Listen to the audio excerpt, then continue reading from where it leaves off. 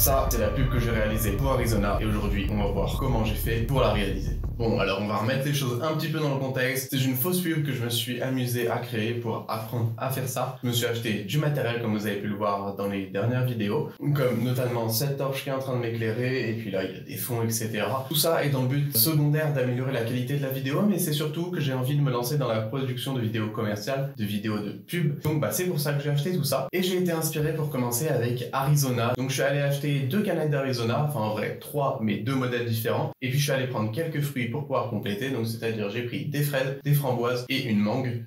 C'était pas simple, faut comprendre.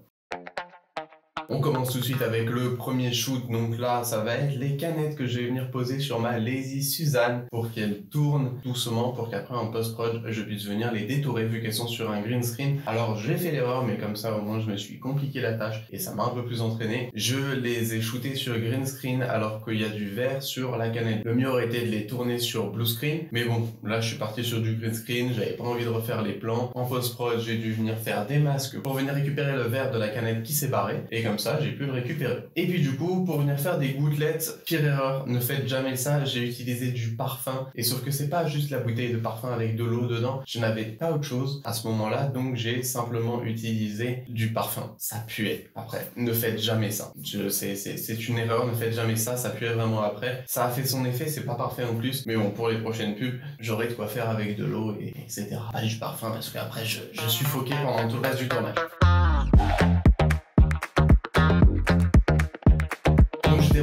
Shoot en plusieurs étapes. J'ai fait tous les shots où il fallait des produits propres, etc., pas abîmés, dans un bon état au complet au début. Au fur et à mesure, je fais les shoots qui vont être de plus en plus sales, de plus en plus dégradants pour les produits, pour finir avec le shot final. Donc là, pack shot final avec tous les fruits et toutes les canettes que je vais utiliser durant la publicité. Donc là, je vais venir les disposer sur mon fond, mais malheureusement, comme c'était la première fois que je faisais en fait cet exercice-là, j'ai mal positionné mon fond et ma lumière. Du coup, j'ai dû refaire tous les shoots après. Je vous montre à quoi ça ressemble. Je voulais avoir un background complètement noir, un noir infini. Donc en fait, il a fallu que je fasse une disposition de lumière différente qui n'éclaire pas directement le fond, mais seulement le produit pour avoir vraiment un détachement. Je vous ai pas filmé, je vous ai juste filmé à quoi ça ressemblait. Donc vous allez voir les shoots avec la mauvaise disposition, mais vous verrez le résultat à chaque fois de chaque shot avec la bonne disposition de lumière. Donc voilà, donc j'ai une petite dolly que je vais venir monter du coup sur mon trépied et que je vais mettre sur le côté vu que je n'ai pas de cage pour le Sony, je pouvais pas directement monter à la verticale en étant comme ça. J'ai un peu du mal à l'expliquer. Du coup, c'était un peu pas trop pratique parce que du coup, le slider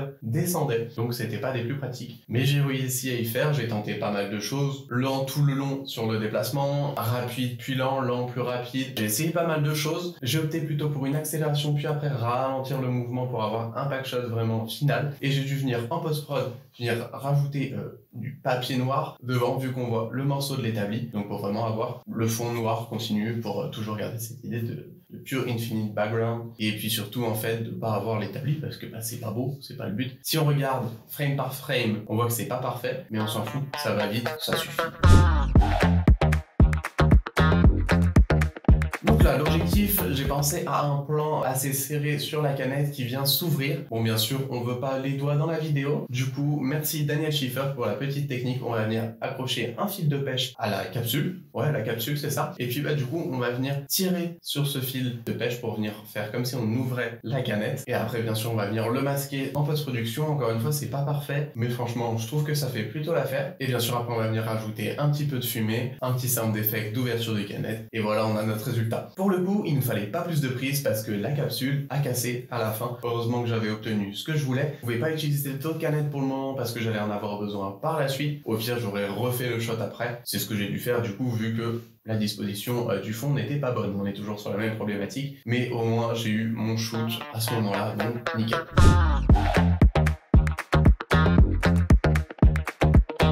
De maintenant, je suis désolé, pendant que j'ai filmé avec le Canon, j'ai activé un mode créatif, du coup, il y a un halo lumineux tout autour. Je suis désolé, on comprend le principal, je ferai plus attention la prochaine fois, mais ouais, malheureusement, c'est apparu, je m'en suis rendu compte un petit peu tard. Donc là, je vais utiliser une jarre, voilà, parce que quand même, c'est de la boisson, donc c'est bien d'avoir quand même un contenant à montrer à l'image. Malheureusement, ce shot-là, en fait, va pas m'inspirer, je vais pas m'en servir au complet, je vais m'en servir une partie, en vrai, que je vais retourner après, enfin voilà. Mais dans l'idée, c'est le même shoot, et l'objectif va être de venir le remplir avec la canette, et d'avoir avoir vraiment le flux de la boisson qu'on voit qui se remplit dans la canette. C'est plutôt cool, mais au final, je vais pas m'en servir. Moi, ce que je vais me servir, c'est du shot à la fin où je viens poser la paille dedans. J'ai fait plusieurs tentatives en la jetant, en la posant délicatement, etc. J'ai plutôt opté pour un plan où je viens juste la poser et puis bien sûr après on vient rajouter un petit sound d'effet et voilà le résultat. C'est le shoot qui m'a le plus challengé, je crois qu'on est au shoot 6 et donc là le but ça va être de faire une explosion de fruits. C'est vraiment cool, c'est pas comme si juste on lançait les fruits vers le bas. Là vraiment ils vont monter et ils vont rester pendant 1 à 2 secondes en suspension puis retomber. Ça donne vraiment cool à la caméra bien sûr. Tout ça est filmé à 100 images par seconde parce que je peux pas aller plus haut avec le A7 III. Et puis bien sûr après du coup vu que mes vidéos je les sors en 25 images secondes de toute façon et bah du coup ça nous permet de vraiment venir slow le truc et d'avoir vraiment un temps de flottaison et puis après elle redescend. Donc là l'objectif va être d'utiliser un carton blanc déjà pour protéger un petit peu mon fond et en même temps ça va servir de réflexion vu que j'avais le spot juste au-dessus, ça vient éclairer un peu le dessous des fruits et on va utiliser soit une pochette de classeur ou là pour le coup j'ai utilisé une pochette plastique qu'on utilise pour plastifier les feuilles, ça revient au même et on va venir poser les fruits dessus et là l'avantage c'est que ça va être plié comme ça et on va pas avoir à monter dans le cadre, on aura juste à tirer et ça va faire monter les fruits un petit peu comme un trampoline. L'avantage c'est que du coup en post-prod on n'a pas à venir masquer etc ou alors ça vient pas trop apparaître dans le cadre, vraiment on est juste en dessous, on tire, les fruits montent et redescendent, ça en met partout, du coup après faut tout ramasser, c'était assez un champ de bataille par terre. Pour le coup le carton a bien servi aussi à protéger un petit peu mon fond, même si c'était pas très grave, c'est la partie du bas. C'était assez fun à faire donc j'ai fait ça pour les framboises, c'était là où il fallait que je comprenne la technique, après c'est allé beaucoup plus rapidement pour les fraises une fois que j'avais compris et pour la mangue bah j'ai pas pu faire la même chose donc j'envoyais la mangue pour essayer de faire différentes choses. C'était un peu plus compliqué parce que du coup j'avais ma main qui arrivait souvent dans le cadre, je trouve avoir réussi à faire quelque chose et puis bah du coup ça nous a donné ces superbes explosions de fruits en termes de shot, donc c'était vraiment cool.